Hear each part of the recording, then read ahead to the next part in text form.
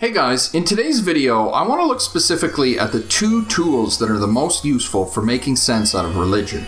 I realized recently that I talk a lot about altered states of consciousness and religious methods without actually really articulating and really well defining what it is I'm talking about. So in this video, we're going to be looking at specific traditions from around the world that describe people entering altered states of consciousness, the methods that they use, and the applicable need for religious methods for navigating these experiences. Stay tuned.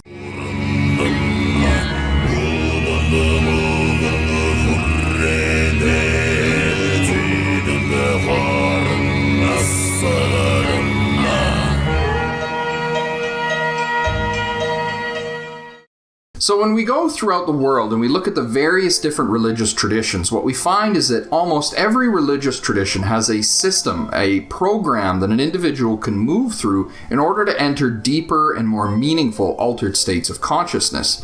We see a variety of different religious methods, but ultimately they all seem to revolve around roughly about a half a dozen different methods or different techniques that are repeatedly used. So among these traditions, we see methods that induce dehydration, starvation, and even sensory deprivation. People will go into caves and they'll be isolated from the outside environment, and this will eventually induce a hallucinatory state. We also see the use of breath control. This happens quite a lot in India with the yogis, who will also take advantage of dehydration, but they also learn how to control their breath in order to really induce an altered state of consciousness. We often see these yogis practicing methods that are basically a form of hyperventilation. In Kundalini Yoga, I know they have a practice referred to as the breath of fire, which is really little more than just rapidly breathing in and out. A lot of these traditions will also take advantage of psychotropic substances. So this could include magic mushrooms, peyote, ayahuasca, and this has really become popular in our modern time because it's a very easy way of inducing an altered state of consciousness. Essentially, you just ingest a substance and then suddenly you're taken off. But we also see many traditions that will use a form of trance, and this is a really fascinating method because we see it in a variety of different cultures, but essentially the same practice remains where they will repeat a mantra or a short phrase over and over and over again in order to induce a kind of trance-like state of mind.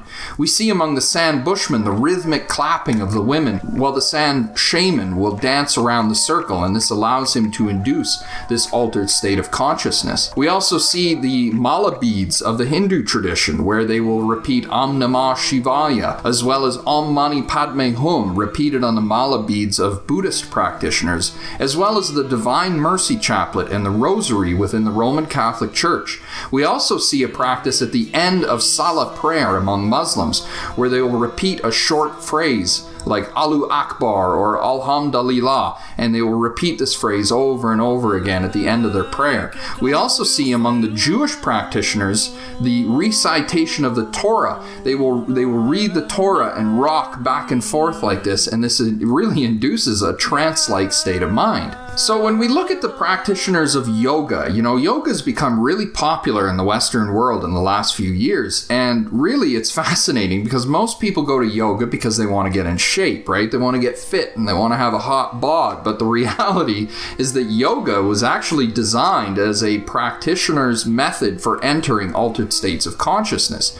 The yogi will sit in intense heat, exposed to the elements, oftentimes naked and completely exposed to hot and cold conditions, and he will practice these intense breathing exercises, channeling the energy of the breath through the body. I used to actually take part in hot yoga, Bikram yoga, and I used to joke with the teacher and I'd say, there's really no such thing as hot yoga in India because all yoga in India is hot yoga because the temperature in India is usually bloody hot, and it's one of the most moist, countries in the world. I mean, with the monsoons, you have a ton of moisture.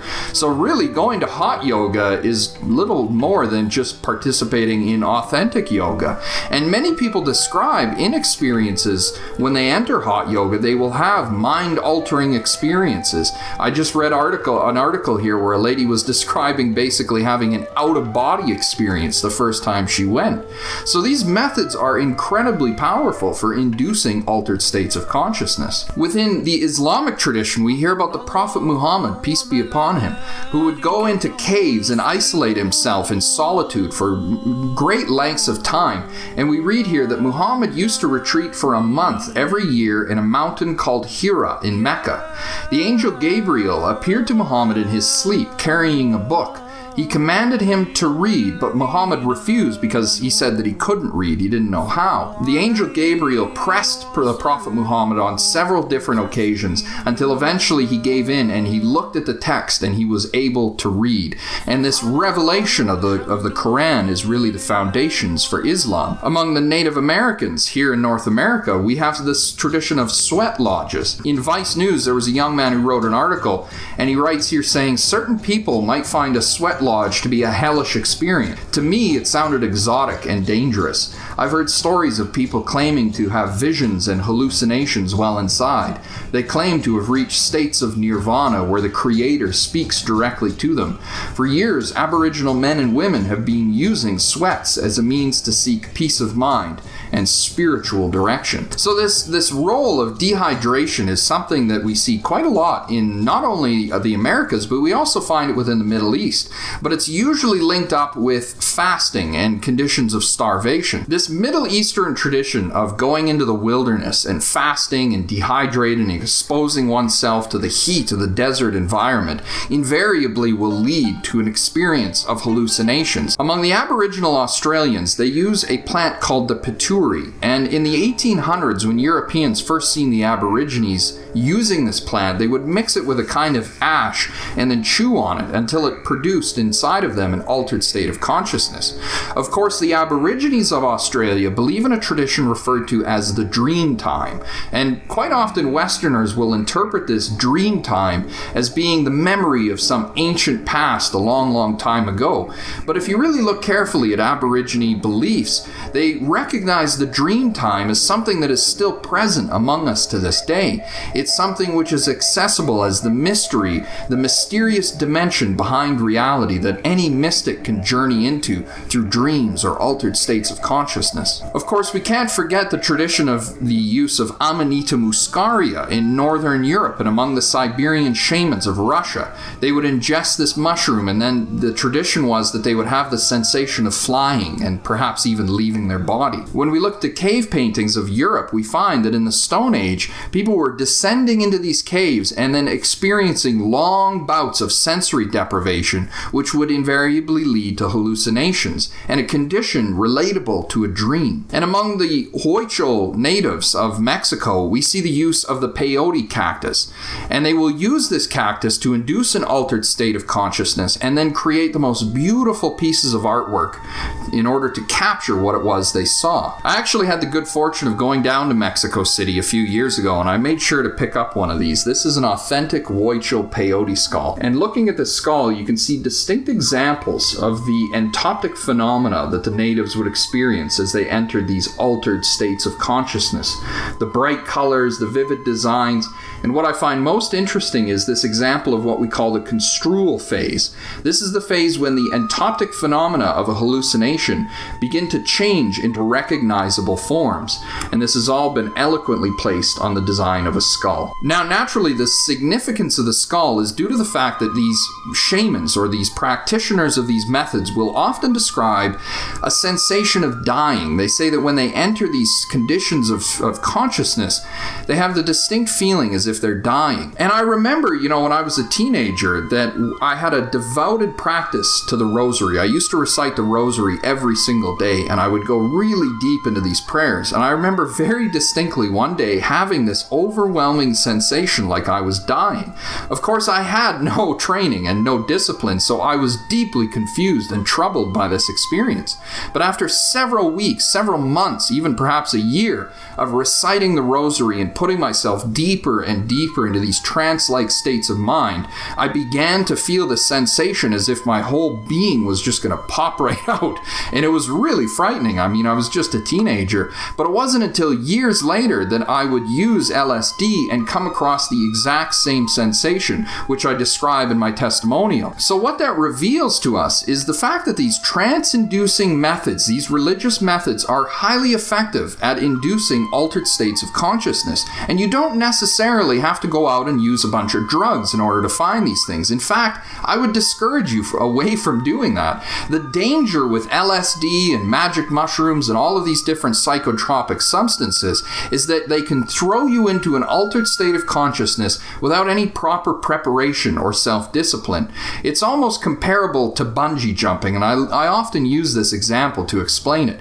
If you imagine the world we live in as a bridge, and the river below the bridge as being the spirit world, taking a psychedelic is like really jumping off the bridge on a bungee cord, and you just drop down into spiritual truth, but then just as quickly as you went in, you just pop right back out. And they bring you up onto the bridge, and you say, my God, I've seen the most amazing things down there, but none of it is lasting. And oftentimes people will forget these experiences and have a difficult time bringing it up from the unconscious. For instance, people who use DMT often describe that they can never remember the experiences, and they think that quickly writing it down is the best solution. But the truth is, if they would learn to enter altered states of consciousness through a very disciplined religious method, they would no longer struggle to remember these things. A lot of times these experiences become suppressed and repressed because they're so traumatic to the ego system, and the ego can't cope with the trauma that was brought up by the experience.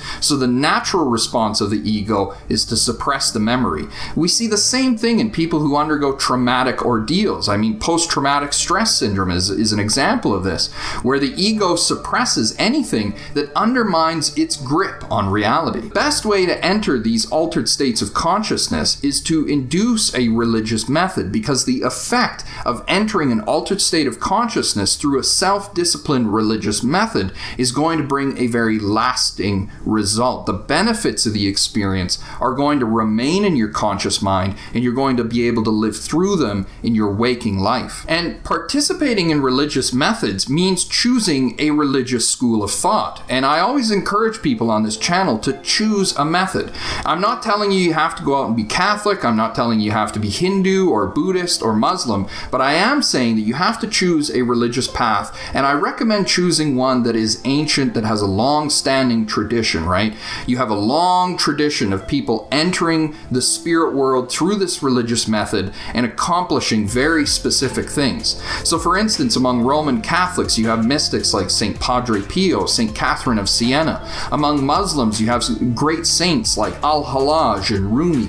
And within the Hindu tradition, you have a variety of different yogis and mystics like Yogananda. And within Buddhism, you have the 16th Karmapa. These are all examples of highly developed yogic masters, highly developed spiritual seekers who can willingly and willfully enter altered states of consciousness and grab meaningful information from there for the rest of the community.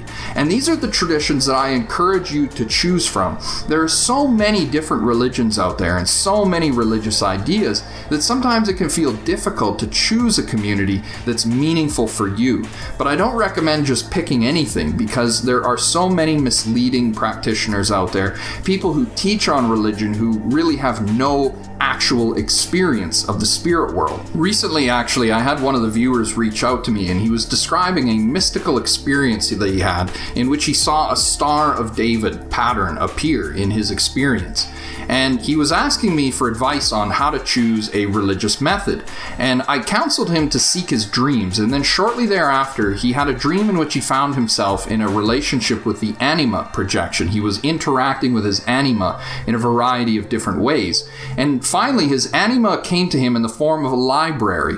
If you've seen my video on the anima projection, you'll know that the highest form of the anima is this notion of wisdom, prajna paramita, this wisdom incarnation. And he comes into the library and he starts to read a book on Kabbalah. Of course, the Star of David that he saw is also Jewish, and so he went out and he ordered some books on Kabbalah, and he's been reading them, and it's really connecting with him in a deep and meaningful way. And I think that this is a really great example of how to find a religious method. You try to find an experience, perhaps a dream, or even an intuition that really touches you in a deep and meaningful way. And this is a direct indication that this is the authentic method that you should be practicing. It's almost like you have to learn the kind of language that your own unconscious mind wants to use, because the symbols of myth and the content of dreams is the language of the unconscious mind. So by learning a particular mythic language, whether it be Kabbalah, Roman Catholic, or perhaps Muslim mysticism or Hindu mysticism, right? It really makes no difference. The important thing is that you learn the language and that you begin to have this conversation with the unconscious mind. It doesn't serve anyone any good to be a practicing Christian if all they're dreaming about are Hindu deities. I mean, it's an inability to communicate with the nature of your soul if your soul keeps communicating with you in mythic forms that you simply don't recognize. So I would encourage you guys to go out and find a religious method, find a practice that works for you. I know in my case, I've been practicing the Roman Catholic faith now for a number of years, and it deeply speaks to the nature of who I am, and it connects with the language of my soul. And here in this clip, you're going to see, this was me just this morning. I was going to Mass, and I'm just so enraptured by the sound of the bells and the rhythmic sound of everyone praying the rosary. And it can really induce a deeply meaningful experience of God. Just the other day, I was in Mass and I heard the bells chiming. It was before the Mass had started and everyone was praying the rosary, and I just felt at home. It was like, this is where I belong. This is my place. And I want each and every one of you to find that experience, to find that feeling of belonging, knowing where it is you fit in terms of a religious method. And also, this involves joining a community. I think a lot of people often want to keep their spiritual journey private, but I think it's really meaningful and useful to go out and find a group of people of like minds who are also on a spiritual journey. I hope this video benefits you guys, and if you enjoyed it, please remember to subscribe, like, and share. Be sure to hit that notification bell so you know when I come out with new content. And as always, thanks for watching.